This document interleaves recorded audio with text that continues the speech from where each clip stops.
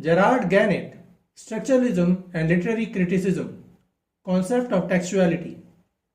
Hello and welcome to the discourse.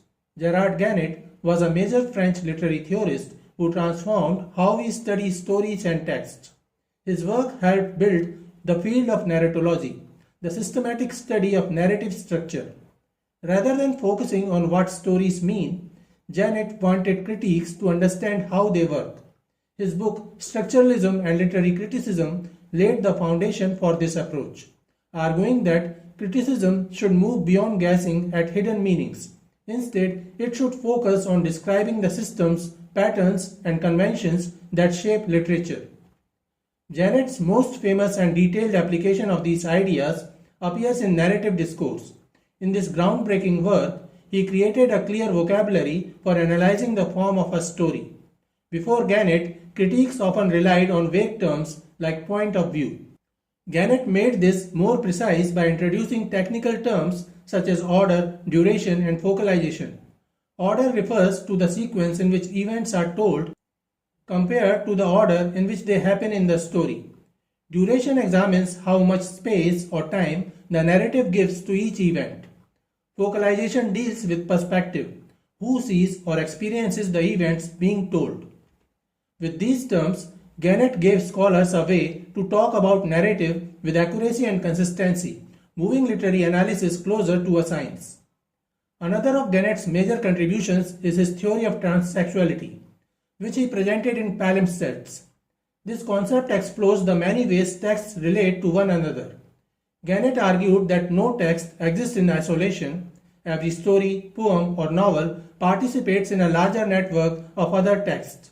Meaning is created not just by what a text says, but by how it echoes, reshapes, or responds to others.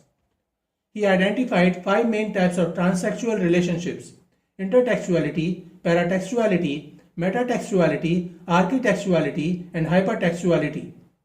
Intertextuality is the most direct kind of relationship, when one text actually includes or refers to another. This can happen through quotation, allusion, or even unconscious imitation. For instance, the opening line of George Orwell's 1984, "It was a bright cold day in April, and the clocks were striking 13, evokes the cheerful openings of Dickens' novels but quickly twists that tone, creating a sense of unease. T.S. Eliot's The Waste Land is another example, filled with quotations from the Bible, Shakespeare, and classical mythology. In such cases, texts gain richness and depth by drawing from earlier works. Paratextuality refers to all the materials that surround a text and shape how we read it. Genette called this a threshold between the text and the reader. Paratexts include things like titles, prefaces, chapter headings, and cover art, what he called peritexts, as well as external materials like interviews and reviews, which he called epitexts. For example, the title "All the Light We Cannot See" guides our expectations even before we open the book.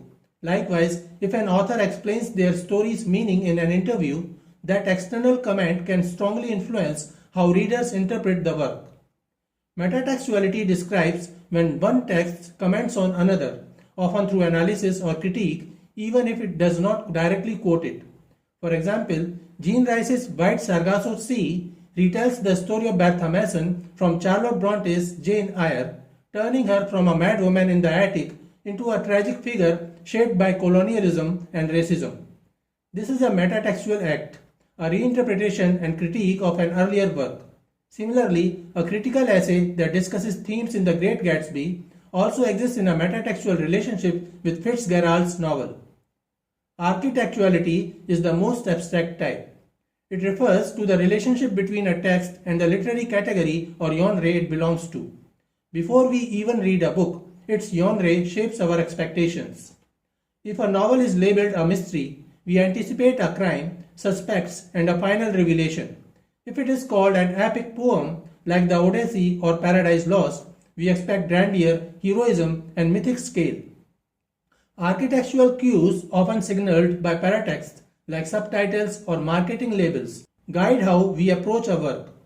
Hypertextuality is when one text transforms another through adaptation, parody, or continuation.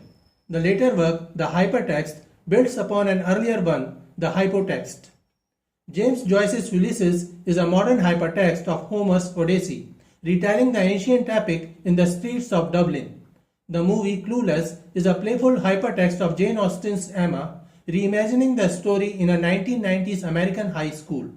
Even a parody like Spaceballs, which humorously reworks Star Wars, is a hypertextual relationship. These transformations show how stories live on through reinterpretation. Through these 5 categories, Genette offered one of the most complete systems ever created for understanding how literature connects across time.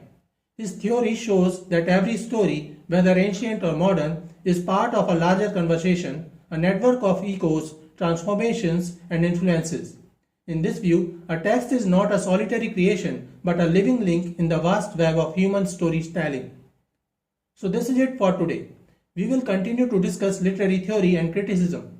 Please stay connected with the discourse. Thanks and regards.